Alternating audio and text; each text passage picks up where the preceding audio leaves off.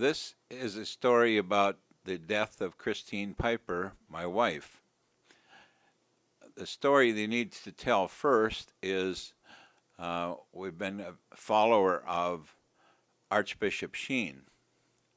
Archbishop Sheen is a Catholic priest who is an extremely scholarly man and a very holy man in my estimation. In a way, he was visiting a fellow in the hospital that was dying of throat cancer.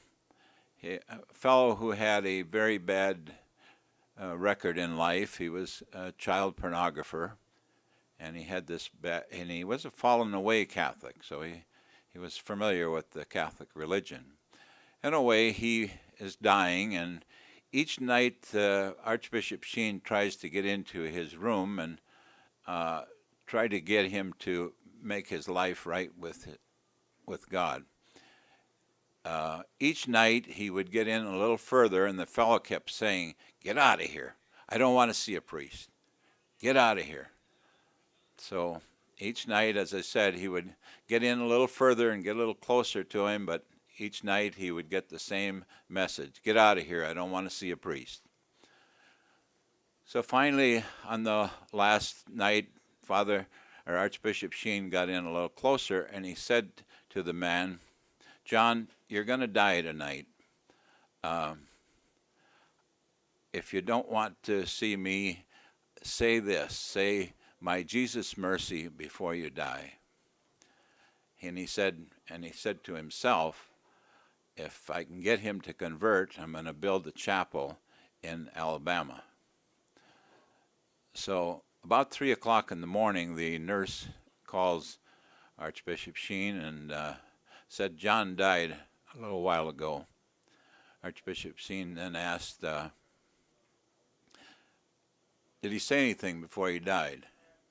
She said, "The last half hour, he said, 'My Jesus mercy.'"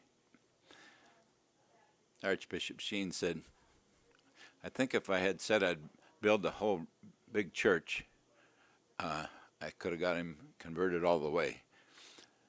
Anyway, my wife had a fractured pelvis, and she was diabetic, and she was 73 years old, and was admitted to the hospital in Lake Havasu with that fractured pelvis. And she was in there for about 4 days, and they sent her to the nursing home to be rehabilitated. She didn't need the fracture fixed surgically. She just needed to give it time to mend.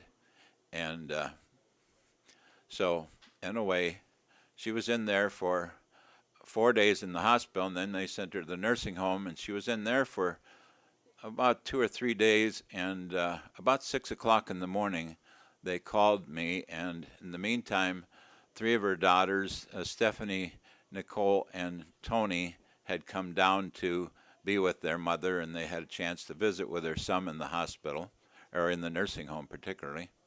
And in the meantime, they had called the priest in a few times to give her the last rites in case something went wrong. So in a couple of days, I had a call at 6 o'clock in the morning, told me they had to admit my wife to the hospital emergency room because she started to have problems. Her oxygen saturation was down, and she was not not doing very well. So when we got over to the hospital, she was attached to many tubes and whatnot, and she was not alert. I mean, you couldn't talk to her at all. And the girls said to me, "Dad, Mom didn't want a whole bunch of tubes to keep her alive." And I thought about it, and of course, she's been talking in the last couple of months that she's ready to die. So I said, "Okay, I think you're right." She definitely didn't want any extraordinary measures to keep her alive. So they ended up, after we told them to remove extraordinary means, they sent her over to the hospice unit. And she was there for a couple hours. And finally, I put my hands on each side of her face, and I said, "Christine, say, 'My Jesus mercy.'" She opened her eyes, said, "My Jesus mercy," and smiled at me and never said another thing till she died. So we thank God for that.